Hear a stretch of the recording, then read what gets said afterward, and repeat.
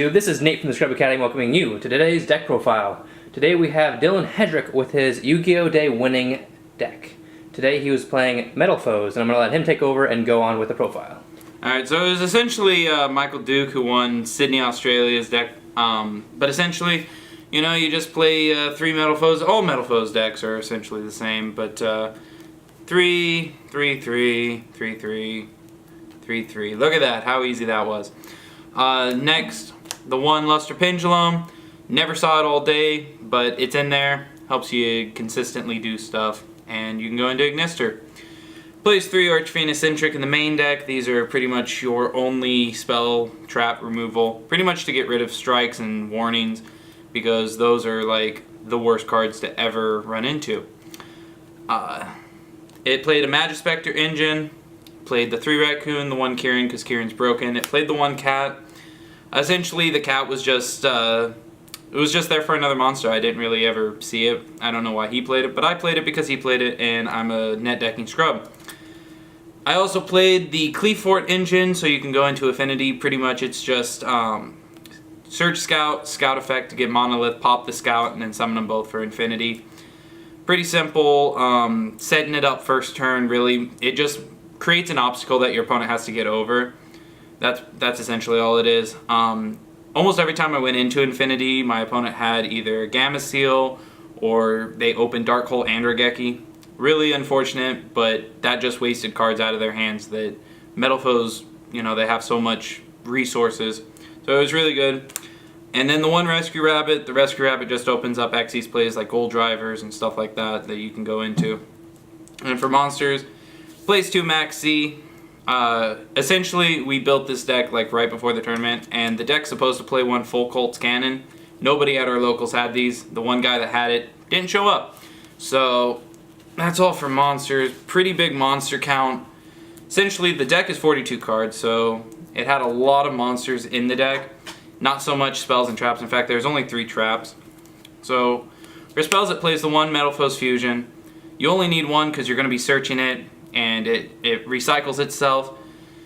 Pretty good card. Full Metalfoes Fusion, the quick play spell card. Also, you don't need to play too many of them.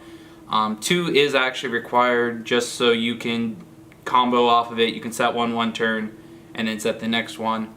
A really good combo that I only recently discovered was summoning Mithrilium with Fusion and then bouncing back your Full Metal Fusion back to your hand to activate it during the battle phase.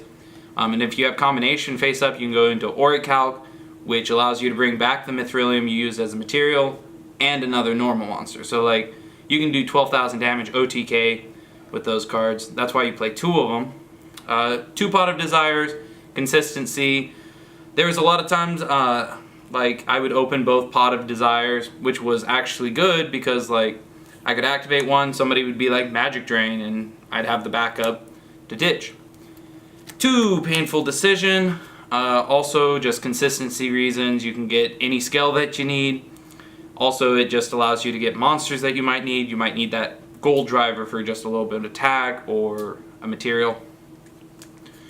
Last spells are Summoner Arts. Summoner's Arts allow you to essentially search either Volflame or Cleefort Scout. The reason that Michael Duke played Full Colts Cannon was because both Scout and Volflame are high scales, and this only searches normal monsters, so like your Magispectors, all those are out. So he played Full Colts Cannon so you could search it with this for a low scale because Full Colts Cannon's only 2. I didn't have it, so I was pretty much locked out of any low scales with Summoner's Art. Didn't really hurt, but it was a small tournament. Didn't play too many like meta decks. The trap lineup was just 1 combination. You only need 1. You're only ever going to use 1, and most duels don't last past maybe the 1st or 2nd turn. Vanity's Emptiness in this deck. Vanity's is just stupid, really stupid, because all your monsters, they go to the extra deck, but then you can also pop Vanities to set a card such as Combination. So you can turn off your own Vanity's Emptiness and then special summon. It essentially just hurts your opponent. Because I didn't have the Full Cults, I had to throw in a 40-second card.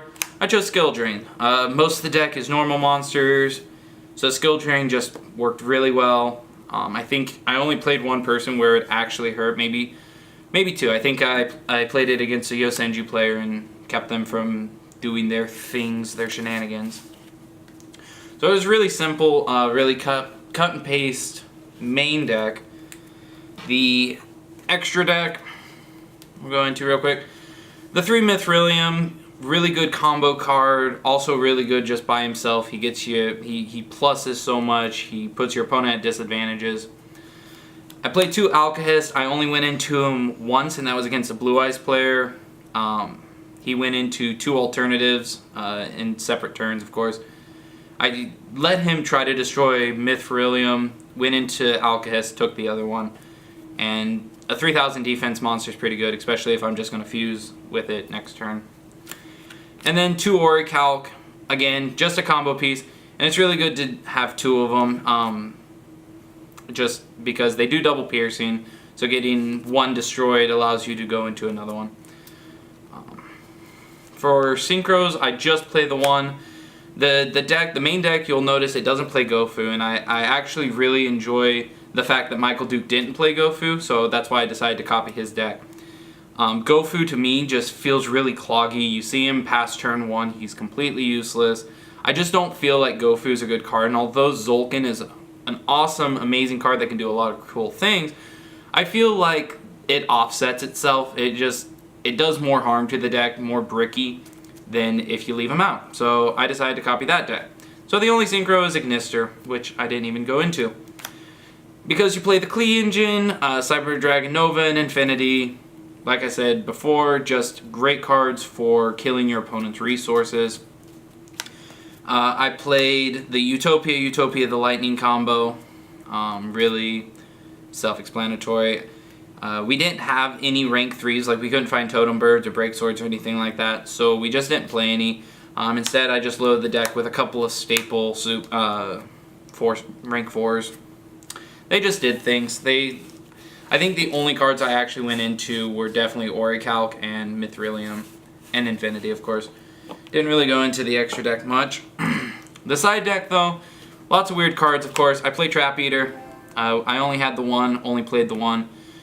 Any Pendulum deck you play, you want to play Trap Eater, in my opinion, because Anti-Spell Fragrance is stupid, and like all of the back row removal that most decks play, like Twin Twister, MST Cyclone, stuff like that, they're all spells. So if you draw them past that initial, like response time, you can't activate them. Trap Eater, you can. He's faster, and he opens up Ignister plays because he's a level 4 tuner. Played 2 Danko because Danko wins games by herself, and me and her go way back. We have a thing, don't question it. 2 Retaliating Seas for the mirror match, although I don't really enjoy Retaliating Sea. I never have it in my hand when I need it. But it is cool because you can get like a max C off of it or something, I think, so that's nice. Whatever this card, Comungulus, I don't know. I didn't even play it. I don't know why he picked that over Gameciel, but I decided to copy him because, like I said, net decking scrub. He played MSTs, I played Cosmic Cyclone because Cyclone's 2 system downs for the ABC matchup. ABC suck, nobody likes them. I don't like them. 1 deep barrier because we only had 1 deep barrier to work with, apparently. So that was the 1 random deep barrier, and that 1 deep barrier won me 2 games by itself, so good job. And then 3 Shadow Imprisoning Mirrors for the DDD matchup that I didn't see at all. I didn't have to face any DDDs, thankfully, because I hate DDDs, and I was just really fortunate to not deal with them. Yay! That was pretty much the deck. Okay, well thank you so much, Dylan. If you did enjoy this video and you did enjoy his deck profile, make sure to give it 2 thumbs up because all your support is greatly appreciated. If you are new to the channel, make sure to hit that subscribe button, hit that like button, and share with your friends and family. But until next time, guys, my name is Nate from the Scrub Academy, signing out for now. Peace out!